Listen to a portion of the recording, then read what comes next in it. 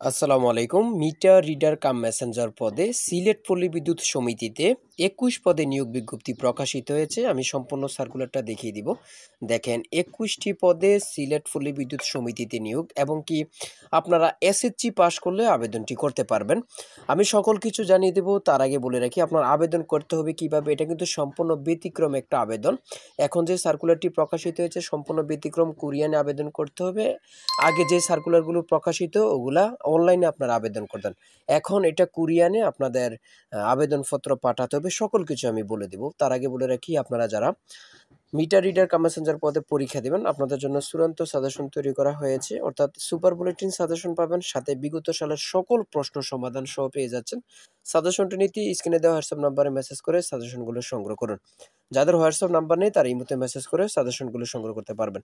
দেখেন আমি সর্বপ্রথম বলি, সিলেট পল্লী বিদ্যুৎ সমিতিতে মিটার রিডার কাম মেসেঞ্জার পদে ২১ পদে নিয়োগ বিজ্ঞপ্তি প্রকাশিত হয়েছে। এটা সম্পূর্ণ এবং বয়স লাগবে ১৮ থেকে ৩০ বছর।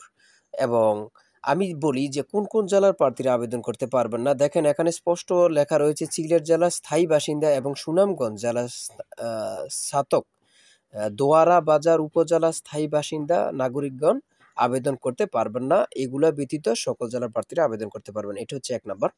এবং আপনারা সকলেই জানেন পদের নাম হচ্ছে মিটার রিডার কাম মেসেঞ্জার, যেটা ১ বছর চুক্তি মেয়াদি। এবং শিক্ষাগত যোগ্যতা কি আমি এখন দেখিয়ে দিব। আসলে শিক্ষাগত যোগ্যতা কি চেয়েছে। শিক্ষাগত যোগ্যতা হিসাবে প্রার্থী ন্যূনতম এসএসসি পাস করলে আপনারা আবেদন করতে পারবেন। প্রার্থী কি অবশ্যই গাণিতিক যোগ বিয়োগ যোগ বিয়োগ গুণ ভাগ এগুলা সকলে পারেন। এগুলা আপনারা অবশ্যই থাকতে হবে। তারপরে ৩ নম্বরে কি বলেছে দেখেন, প্রার্থীকে অবশ্যই সৎ এবং কি ভালো মানুষ এবং কি ভালো ব্যক্তিত্ব হতে হবে। সুন্দর ও সুঠাম দেহের অধিকার হতে হবে। তারপরে সবার সাথে মিলেমিশে কাজ করার মন মানসিকতা থাকতে হবে। সেখানে দিয়েছে প্রার্থীকে অবশ্য বাইসাইকেল চালানোর পারদর্শী হতে হবে। নিরাপত্তা জামানত হিসাবে ১০,০০০ টাকা দিতে হবে।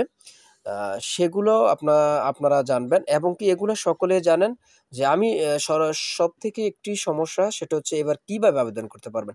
দেখেন আবেদন করার পদ্ধতি ও শর্তাবলী এখানে দেয়া আছে। আবেদনকারীকে সিলেট পল্লী বিদ্যুৎ সমিতি ২ এর ওয়েবসাইটে এই ওয়েবসাইটে অথবা বাংলাদেশ পল্লী বিদ্যুতায়ন বোর্ডের ওয়েবসাইট এখানে সবগুলো দেয়া আছে হতে আবেদনপত্র A4 সাইজের কাগজে ডাউনলোড করতে হবে। অর্থাৎ ডাউনলোড করে এইগুলো পূরণ করে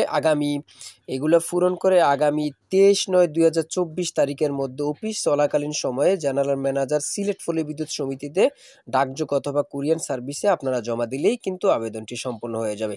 তার এবং কি সিলেট পল্লী বিদ্যুৎ সমিতি সহ এবং কি বিভিন্ন পল্লী বিদ্যুৎ সমিতিতে আরো নিয়োগ বিজ্ঞপ্তি প্রকাশিত হয়েছে।